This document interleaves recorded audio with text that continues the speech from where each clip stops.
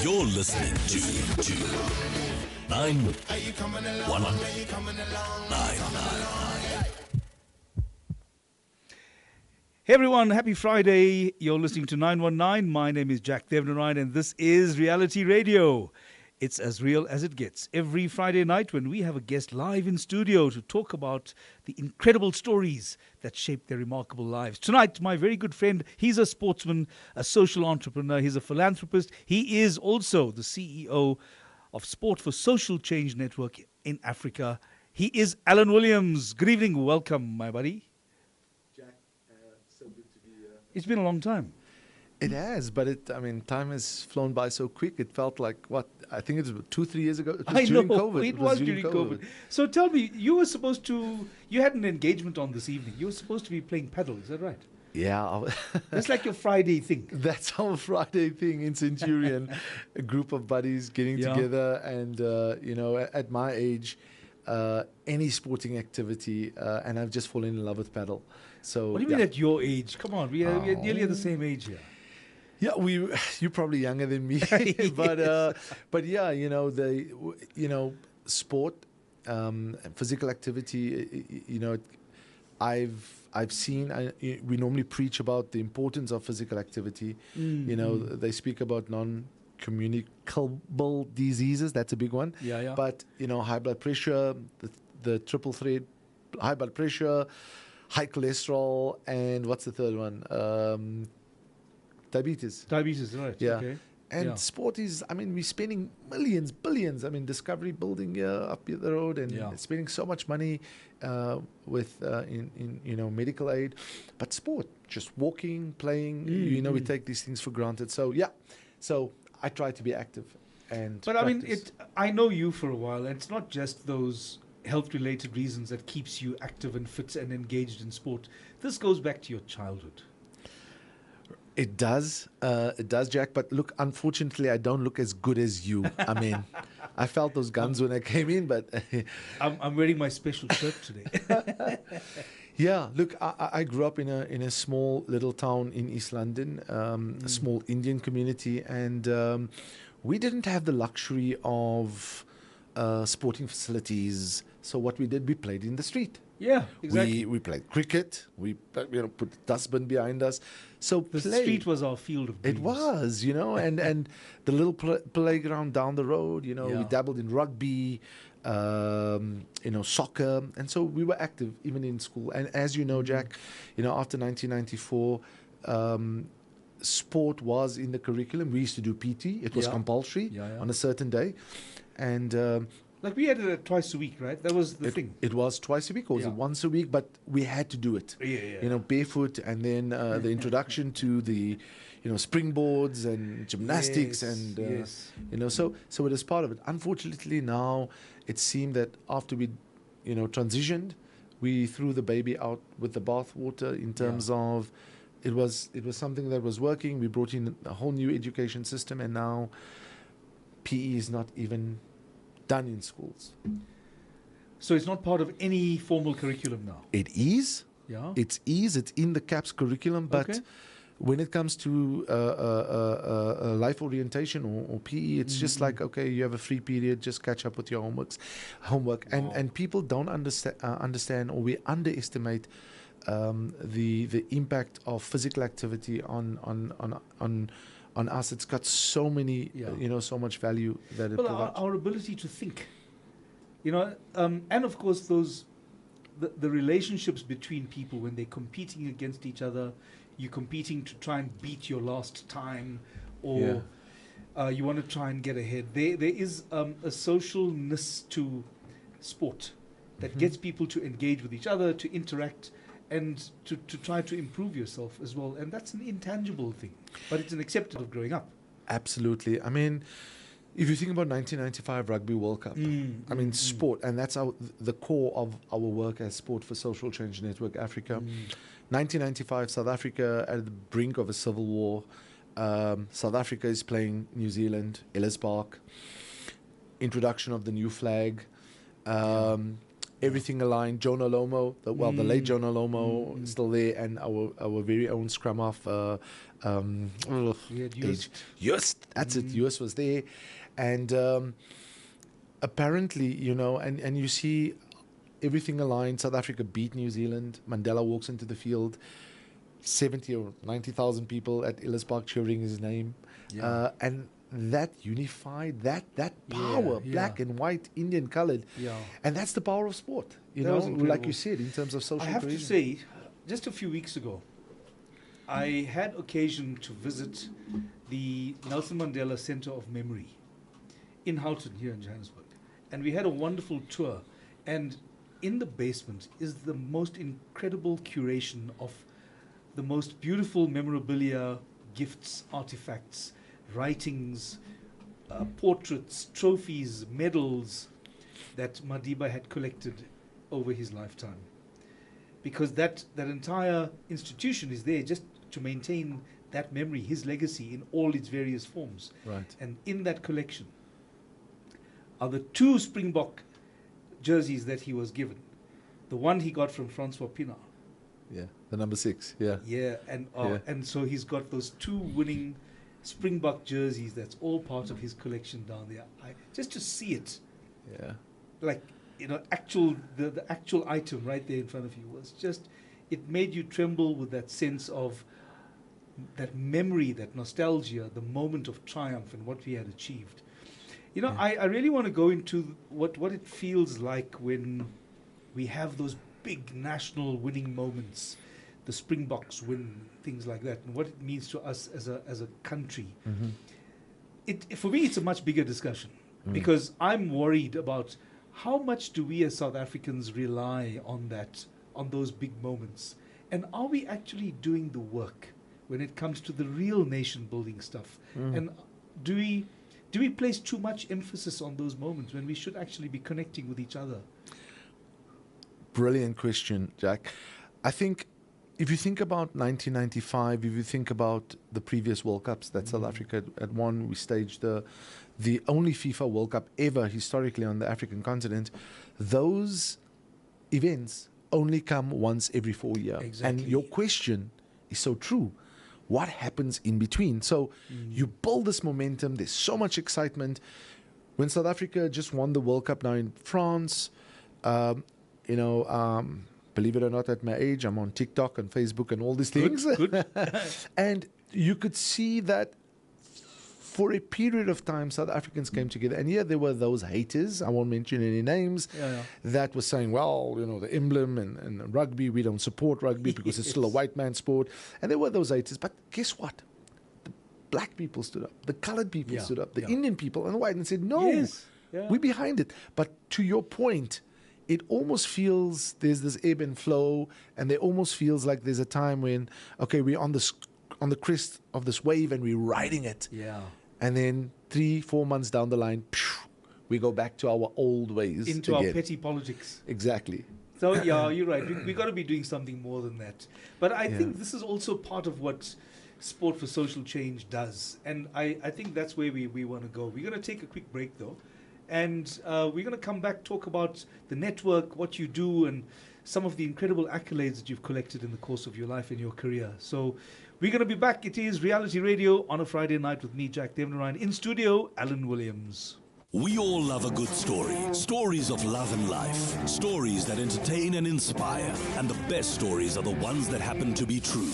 Every Friday night, Jack Devnarain is live in conversation with an iconic South African personality who shares the true stories that shape their remarkable lives. Join us for Reality Radio, as real as it gets. From 6 p.m. to 7 p.m. every Friday night, only on 919.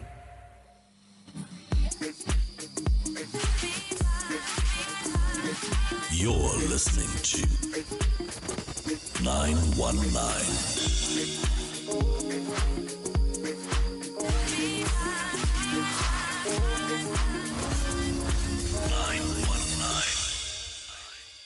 Reality Radio, as real as it gets, only on 919. When we are back on a Friday night, your favorite slot from 6 to 7 p.m. on 919 with me, Jack Devnarain. Tonight we are talking sport as a vehicle for social change. So just talk me through what it means. What does social change mean for you? What are we trying to change, Allan? Right, Jack. So, I mean, the whole philosophy around sport as a vehicle for social change dates back thousands of years. If you think about the Greeks, came up with a term called ekecheria. Mm-hmm. It's called the truce. Oh. Truce. So what happened in those days, when the Olympic games were staged in Greece, there were warring parties. But during the games, these three kings decided, okay, well, because of the games, we're going to allow safe passageway.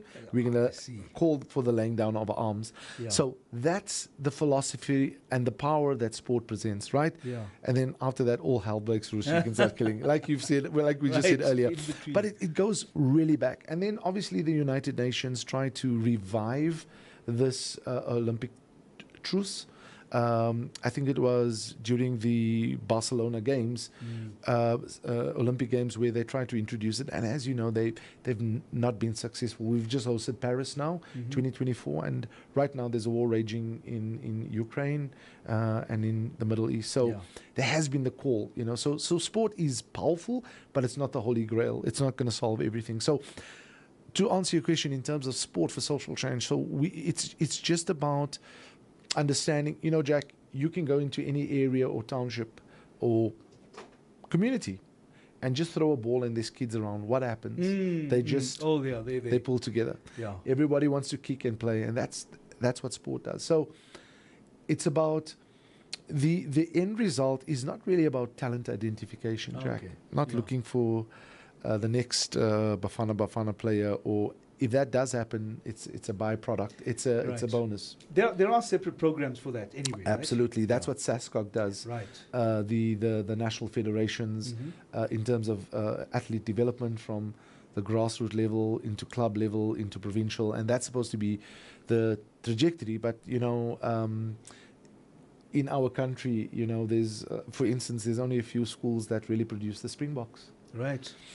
You know, and our cricket players as well. And our cricket players as well. You know, so basically, what we've done is, as early back as 2007, Nike had this brilliant idea that they're going to start this network of NGOs that will contribute to peace building, nation building, and social cohesion. And they've identified a number of these NGOs that were already working in the field, various sporting codes, not just football. It was surfing.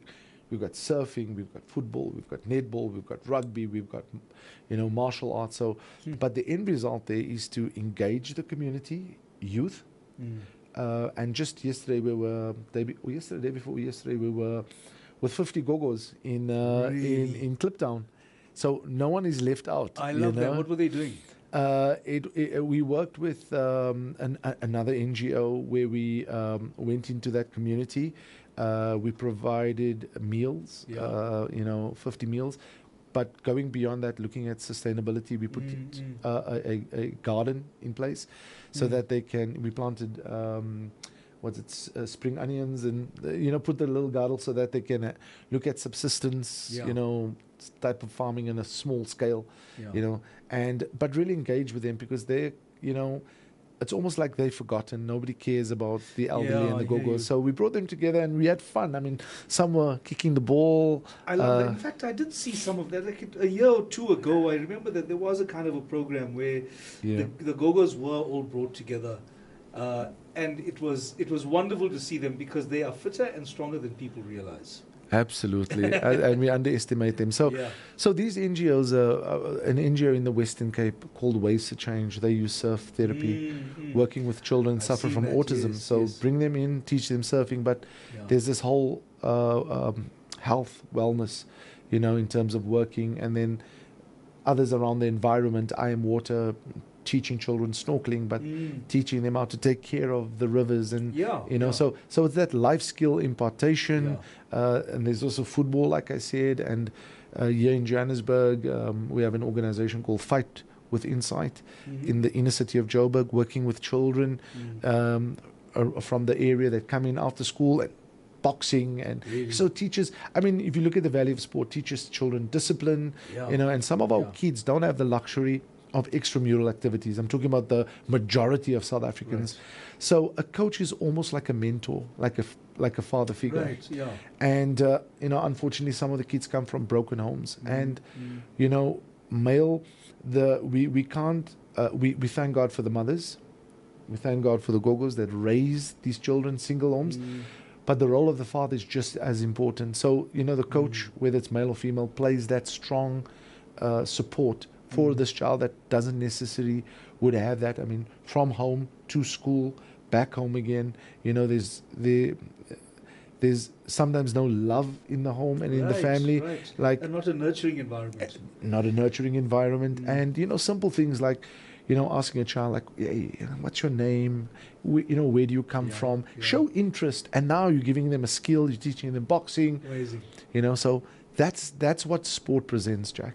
So do people feel that maybe boxing is too violent a sport, and that we shouldn't be teaching youngsters that in order to get to know themselves? How do they feel about it? Just bear in mind, my dad was a boxer. My dad taught me boxing, and I boxed at university as well. So I have the most enduring love for boxing, and I'm trying to defend it here. So what do you tell people who react to children getting into sport? Look, you put me on the spot here now, but I'm going to try. Look, fair enough. Boxing is a depending on how far you go, is a violent sport, right? Sure. But there's so much discipline in it, the rules and that goes with it, Jack. So I guess it can be said for any other sport, whether it's motorsport. It's so.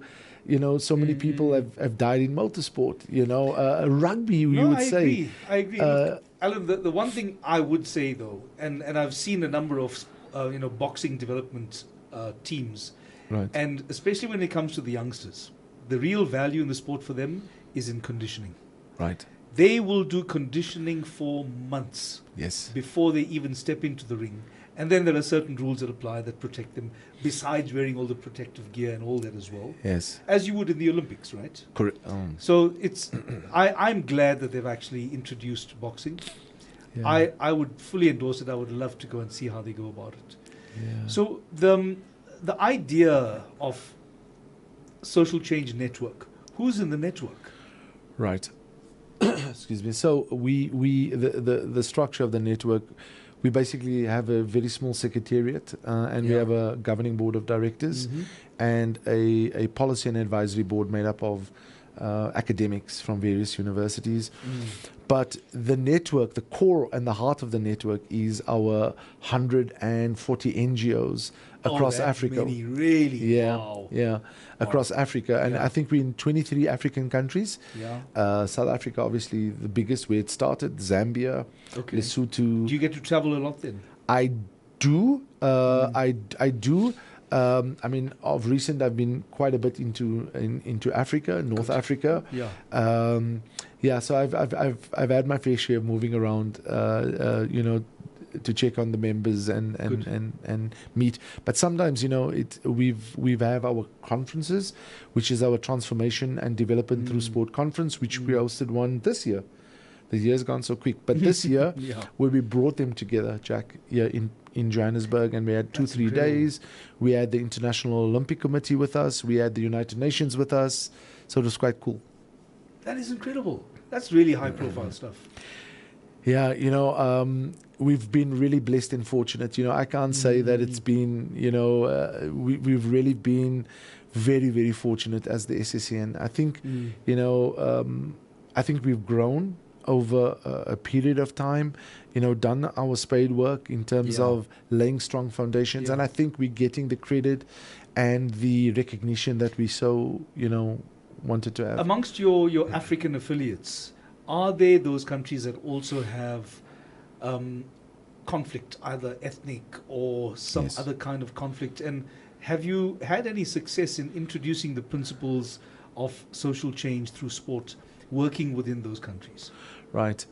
if I think of one of our members in the DRC right now, with the conflict, I just spoke to Elvis yesterday. Yesterday, yeah, Thursday, and we had a chat. And he's in the DRC, but not in the conflict region, Right. you know. And so yeah, he's worked with some of the refugees that have come over, you know, onto his side, and also in Kenya side, we have some of our members that are working some of the biggest refugee camps. Apparently, one extends kilometers down, you know. So yeah, we do have that. To ask if we've been successful in terms of you know, brokering peace in some areas, I would be too ambitious to say yes. But from a small side, in terms of supporting the vulnerable, the displaced, the refugees, our members have been in the forefront of that. But you also got to be careful working within your own mandate. True. You know, it's not like you can say SSC and Saving Africa in all aspects of it, yeah. Yeah, I mean, we would love to. We would love to be able to go into a war-torn region and say, hey guys, everybody stop. Let's playing kick cricket the ball. today. We can't That's a do good that, one. sir. Maybe you should try that, Jack. I think I'm going to set up my own foundation. But I can see how you've got to be so careful in the way that you introduce the ideas, because, yeah, of course, being aware of working in conflict regions is one thing. And everybody wants to see positive outcomes, but you have to be realistic in terms of your own ambitions and outcomes as well, right? absolutely. You know, we have three key pillars that we work with as the organization. The one is around resource mobilization. That is, you know, obviously, to answer your question, those things that really govern what we can and can't do, type of thing. Yeah. So resource mobilization is one. We give out small grants. We support the NGOs. Okay. We work with them, equipments. The second one is around capacity building and training. What do NGOs lack? They lack issues around governance. You know, NGOs want the money, but guess what? They don't even have a bank account in their own name. So how do you give them money? And I give you my personal bank account, Allan Williams, and you're expecting like big money to come in. So NGOs need to think like businesses and operate like businesses, because they play a critical role. You see, government can't be everywhere. Right, exactly. So these NGOs fill the gap. So yes, there are limitations. There are limitations. How far do you have to go to try and advise a board, for example, on how to manage with transparency and principles of good governance? You mean us to the NGO? To the NGO, yeah. Look, I think it's we bring it across in a way that says, look, we believe in what you do, but the thing is this, you know, unfortunately, if you do not have your house in order, nobody's going to want to work with you. And the fact is, you know, we have so many people with good intentions doing good work, but guess what?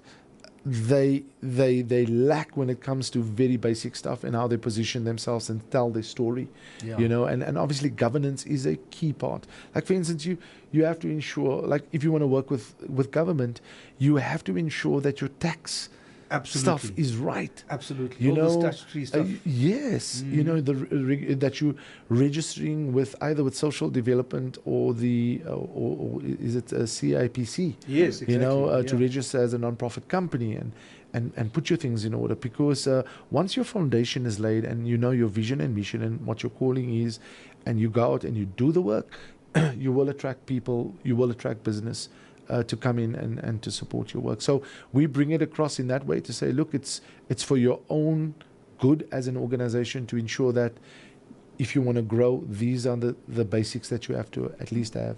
See, that keeps it transparent. That's so important. We're going to talk more about SSCN and all the work that you do, all the plans that you have, and of course getting back to Allan and what he's all about. So we'll take a break and we'll be back. This is Reality Radio with me, Jack Devnarain, on 919.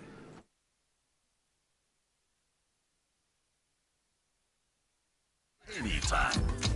919. Reality Radio, as real as it gets.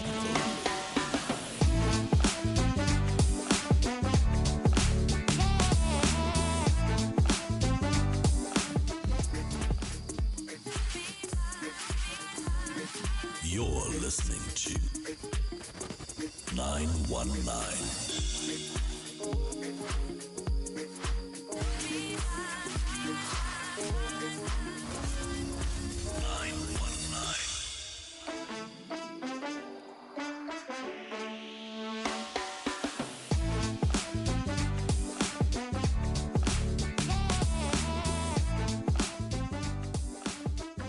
And we're back. It is 919. It is Reality Radio with me, Jack Devnarain. Friday nights could never be the same until we've spoken to our special guest tonight, Allan Williams, talking about what social change means and how do you use sport in order to effect it. So, Allan, let's go back a little bit in your life. Who were the biggest sporting influences for you?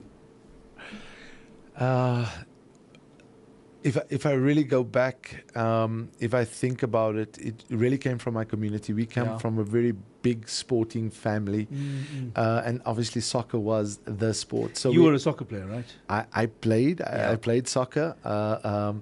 So I come from a family, and you know, if you think about the Indian community where we come from in Braylen, and North End, and where we all stayed together back in the day before the Group Area Act, there were a few teams. There was obviously Stars of India, which was one part of the family, Merchants Football Club, which was on the other side of the family, and then Pride's Football Club. So we grew up. And there were some players. I mean, I think about.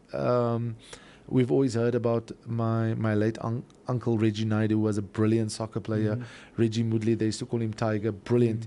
Back in the day, before non-whites could have Springbok colours, he was a rugby player and soccer player. Oh, and incredible! Yes, and him and Ronnie John were the two finest soccer players in the Eastern Cape. In our communities. And I think about my late cousin Sean Moodley and his brother Craig. Actually, Craig's daughter Robin played for Banyana. Oh, they amazing. just won congratulations the to AFCON. her. So those were the really that we idolized and. And where were you on the pitch? What were you playing?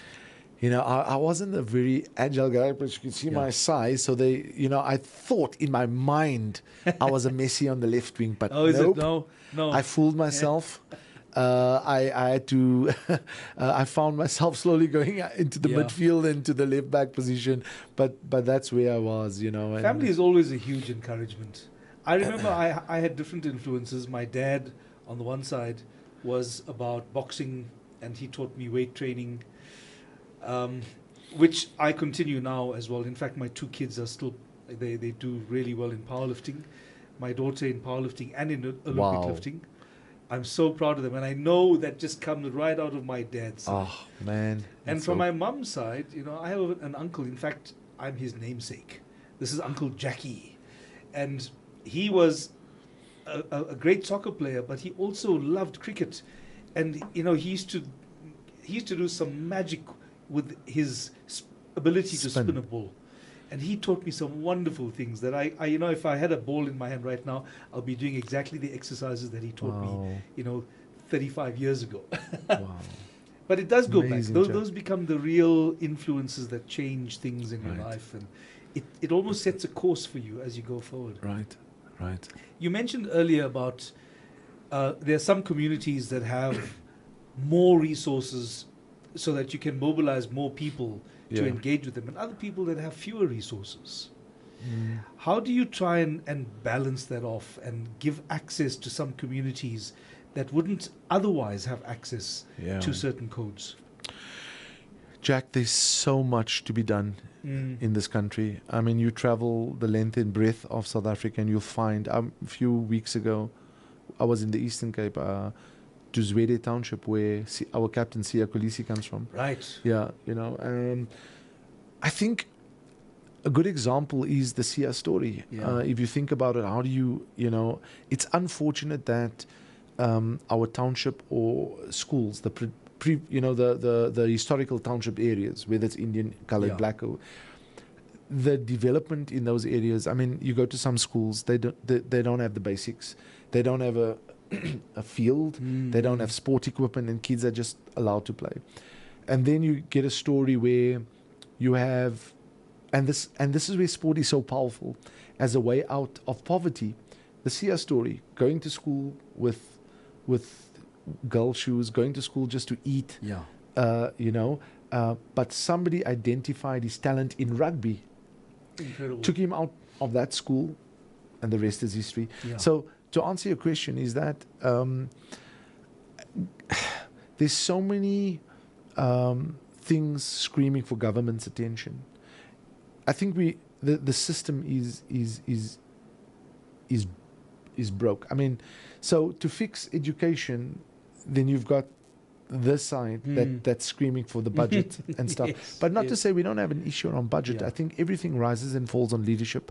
Yeah, you see, that's a Everything huge thing rises now. and falls on leadership. So, Jack, Yeah. those areas need. I mean, we need maybe as a start certain schools in around the country in those previously disadvantaged communities. Call them like those schools that really stand out where. Talent can be taken from, let's say, in an area. Let's say, I'm using what community, Alexandra, but you build a school in that area that can draw the top sport people, whether and it's a proper school where they're getting proper coaching and stuff, and that's the way you can start. Because just to say we're going to go into every school, and there's 14,000 back then when I knew 14,000 high schools only. Imagine the primary school. Yeah, So now yeah. to go and to pump in that investments in terms of infrastructure, you're talking infrastructure, and there's so many other things that we need in this country. You understand? So the only way to do, and the most simplest form of getting this right, is to build these benchmark schools, Yeah. that can attract in those communities and then build from there. Yeah, you're right. I mean, where do we even start? There is so much to be done. Talk about government, and we know, I don't know which country in the world can say that, our government is doing enough Sure. in our neighborhood. Have you had a chance to meet with Minister Mackenzie, Sports, Arts and Culture? We can call him now. That's as far as I got him down. No, I haven't. I'm hoping to meet him very soon. Okay. The Sport for Social Change Network is a very strong partner with the National Department of Sport, Arts and Culture for the last 10 years. But, we've seen ministers come and go. Yes, and we so have. he's one of the ministers that we are yet to meet. And of course, from the acting side, I agree with you as well. We share a minister. Oh, we do. Sport, Yes. Arts and Culture. That's right. The acting world is Yeah. very much in there as well. What would Yeah. you want to talk to him about? I think, putting on my, sport is more broader than just, and that's why I'm so grateful for this opportunity, Jack. It's more broader than just winning on the field. It's about how we're winning off the field. Yeah. So I would like to really push and to say to him, look, we've got so many NGOs. I think he's met with the arts sector, arts and culture. Yeah, and he's it's an met with ongoing thing. SASCOC, but our sector, I think, has kind of been, I don't think there's a real focus on it.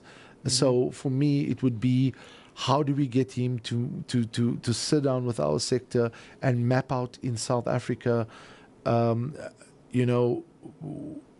how they're going to, the Department of Sport, Arts and Culture to work with us in the country in terms of the work that we do, because obviously there's a recognition for SASCOC, and obviously now there's this whole arts, what do you call yourselves? You've organized yourself the creative as sector. the creative sector. You've almost like a union type, maybe not. Yeah, but we're heading there. Hopefully, you're heading there. At some point we can Yeah. unionize. So on our side is to say, how do we recognize this body of NGOs? There are so many in South Africa that is doing great work around sport for social change, and that would be my start with him. There's another wonderful aspect to your work as well, and that's there were two important fellowships that came into your life. In 2002, 2003, you had the Ashoka Fellowship, and then you were the recipient of the Clinton Democracy Fellowship as well. Yes. What was that connection about with the Clinton Democracy Fellowship? What did that mean? I had started a project way back where we were trying to deepen democracy in school, where young people took on the role of ministers. So we had a Minister of Sport, Arts and Culture, but really to look at, like many governments in schools. And so, see, you were acting there as well. You see, that is performance.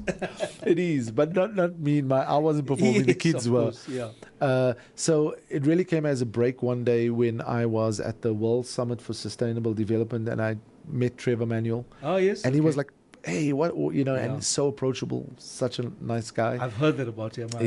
And he's like, what do you guys do? He saw me with some youth. I said, well, these are my youth ministers. Like, do you have a youth minister of finance? Because then he was finance minister. I said, yes.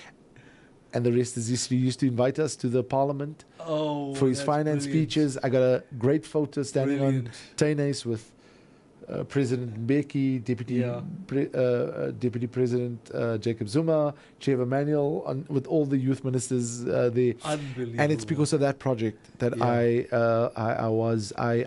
saw the call to apply for the Clinton Fellowship, and I applied, and I was really blessed to be part of the 10 chosen to go to the United States for 2.5 months. That is incredible. And what was your experience there in the US? Because that was a substantial amount of time. Yeah. What are the things that you Wow. I just wished I was a little bit mature enough, Jack. Really? Yeah, I was still youth in South Africa is 18 to 35, so I was 18 to 35. Yeah. But I'd have loved to absorb more. I mean, if you think about Capitol Hill, going to Capitol Hill, I met Senator Edward Kennedy, having that conversations at the Kennedy Memorial Museum, meeting with President Bill Clinton in Harlem, New York, and sitting with him. But the only thing went through my mind is like, how could you allow Monica Lewinsky to bring you down? Was that what you were thinking in my mind? Look, I see how old, but But the US were very, very accommodating. They were loving, caring, giving people. Yeah. They're massive philanthropists. They give, and they give big. Do they have a particular focus on Africa and South Africa, do you think? I think South Africa very strategic. We are a powerhouse, and we're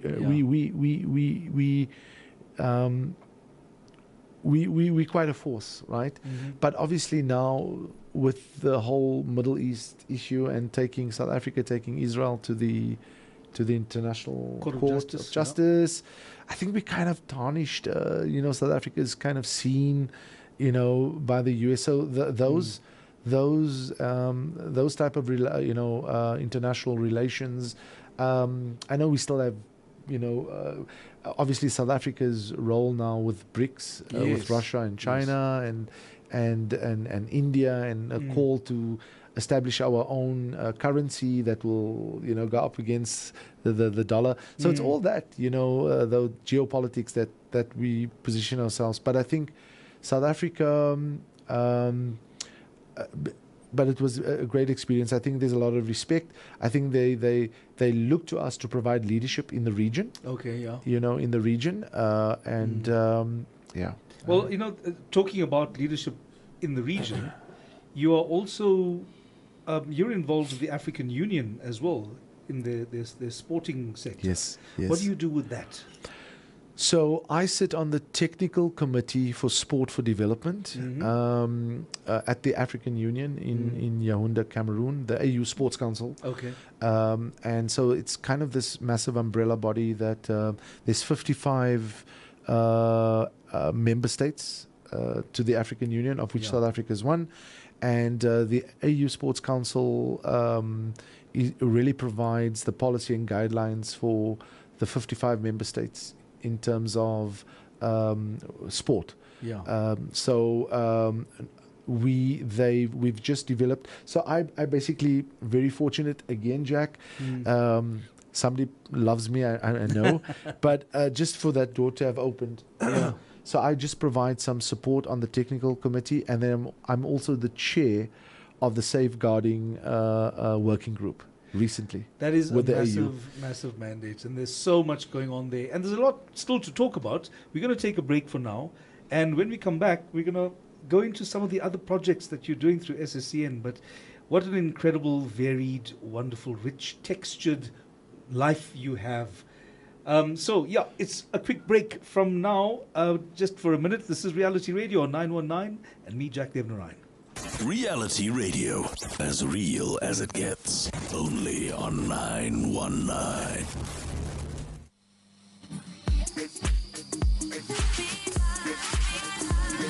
You're listening to You're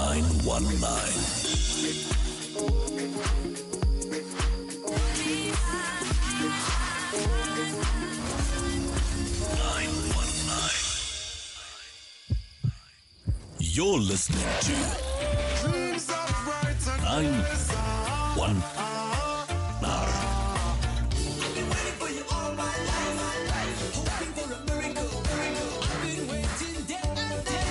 919. You're listening to 919.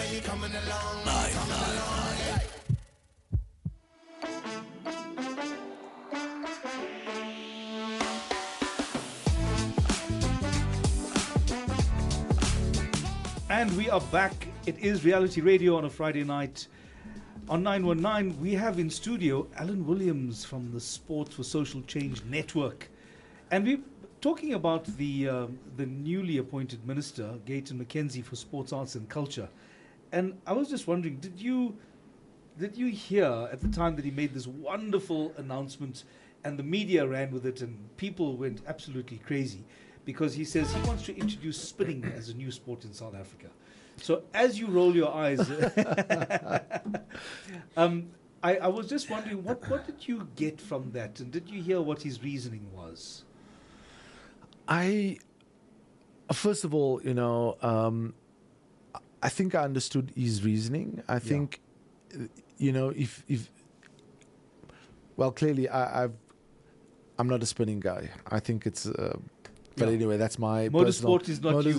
No, motorsport is. I used to follow Formula One and that type of thing. But I mean spinning. But I understand his reasoning that he sees this as a potential to attract commercial funding and support. Sure.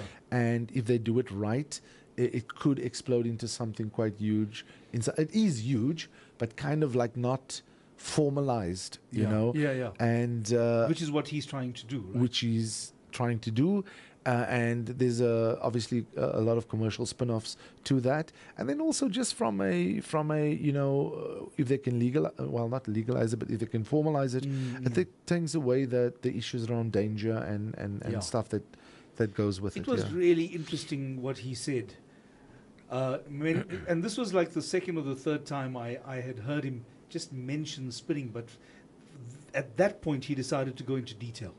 You might find this interesting. He said he has attended soccer matches where the stadia was kind of half full. People weren't really interested. He's gone to rugby matches where the stadium was kind of neither here nor there. But he says every single time he went to a spinning event, he says it was absolutely chock-a-block and crazy. Fact. And he says that as a result of that, in that area, he says crime went down during those times. He says families came as families. He says you saw greater strength within the community because people were hanging together, people were enjoying working on the cars together, they were using skills, they were using local resources, and it actually kept people engaged and kept people away from all the bad stuff associated with the typical crime-related issues and social-related issues that plague our communities. And on that basis alone, I realized he had a genius idea. Absolutely, and you couldn't have said it better, Jack. I think all the aspects that you mentioned, community coming together, crime dropping. Maybe we need to monitor and evaluate the statistics. But the crime dropping, and it's a fact. There's a saying: a child on the court is a child out of court.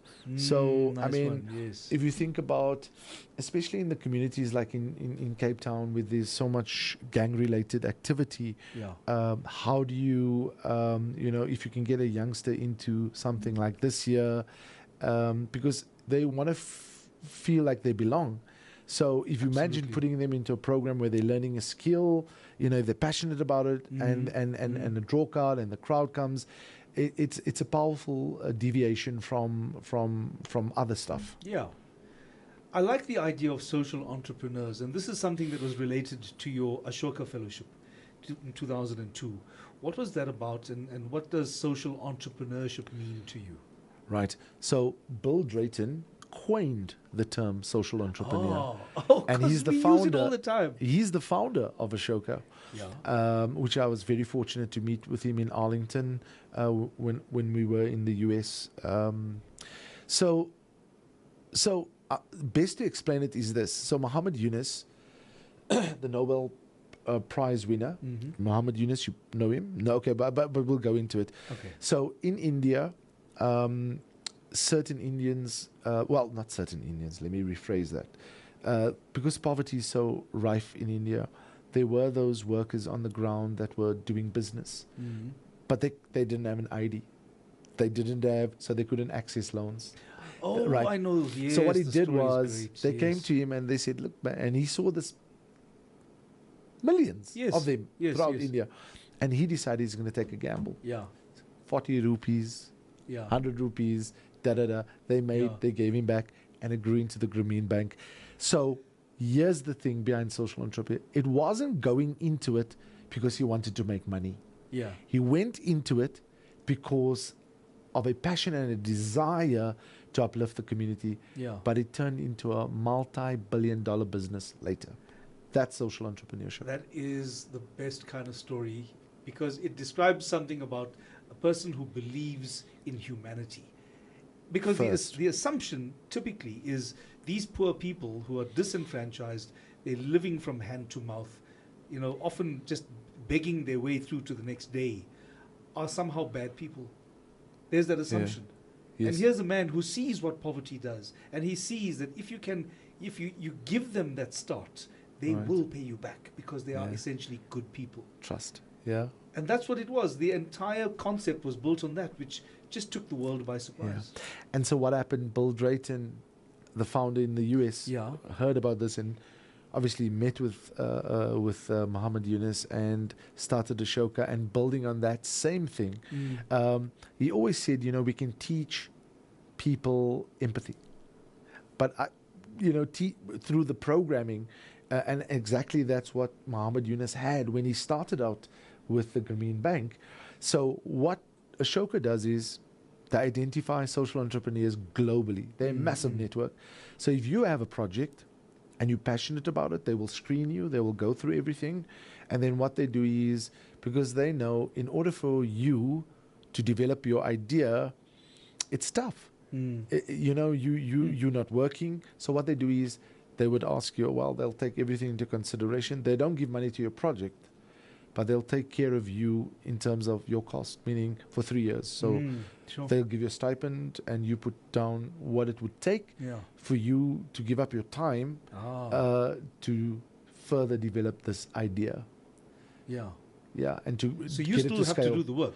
You still have to do it. So whatever your cost is, cost of living, your bond, your and all that, put it together, and then that is taken care of, so that within the next 3 years you can further develop your idea and scale it up. And what were you able to do through this fellowship?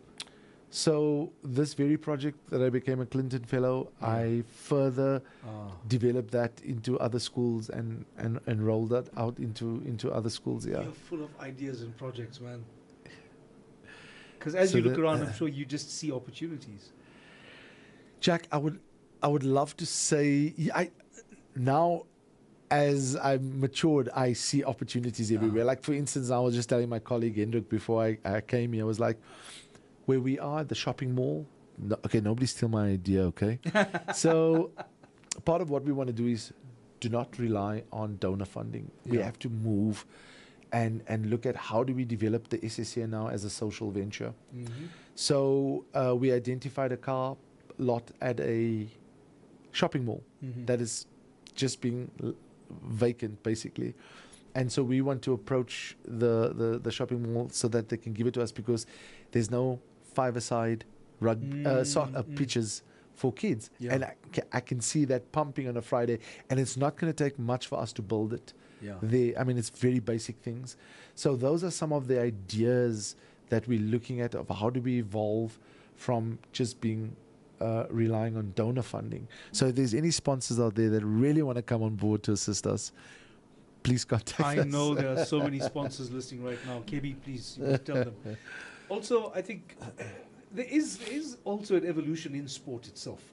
Like, for example, if you just look at MMA, which I know you love, there was a time it had evolved out of something else.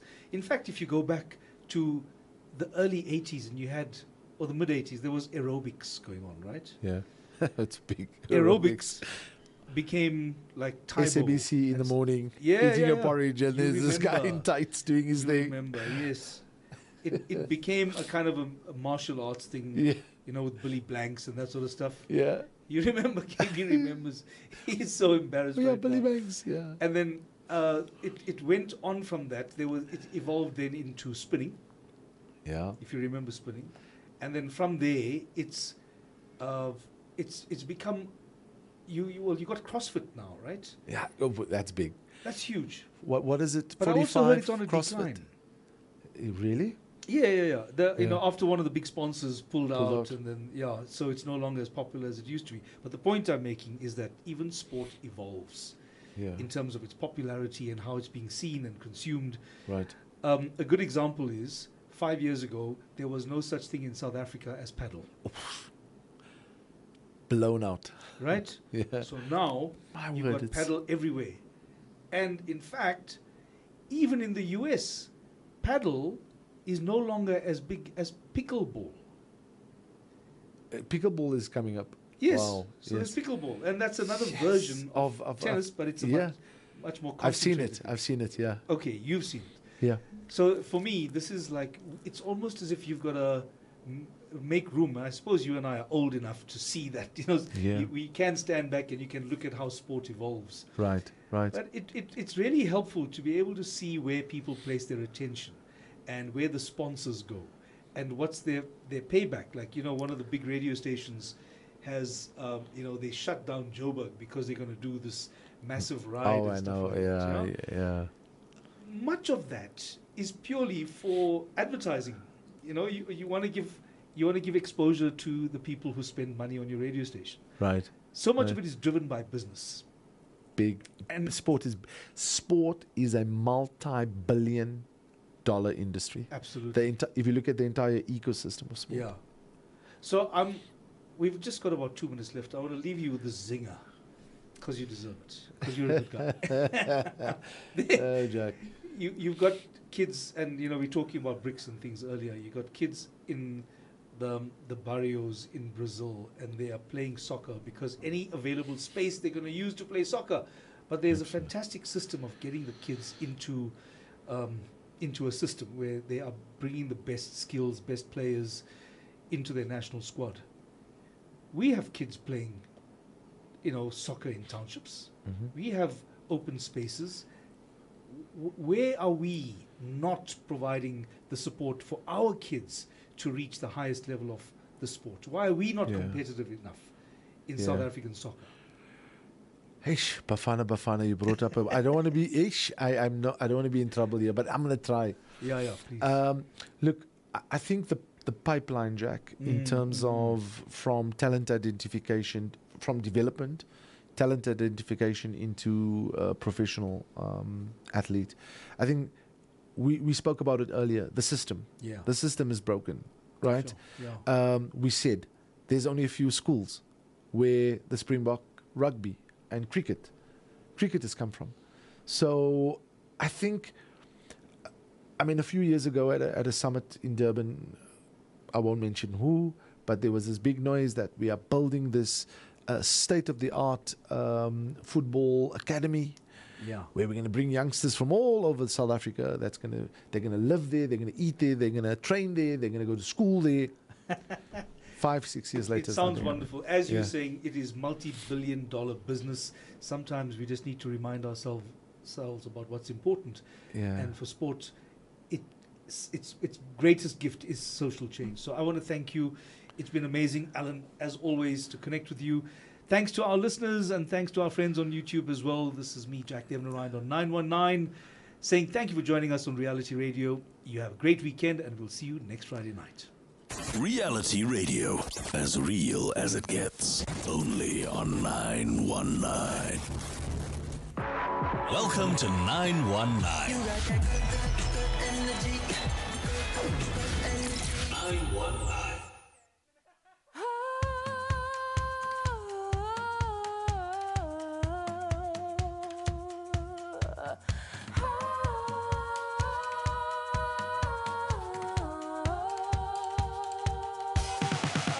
I've decided that I don't wanna justify it. Move in silence like an island, that nobody wants to reside.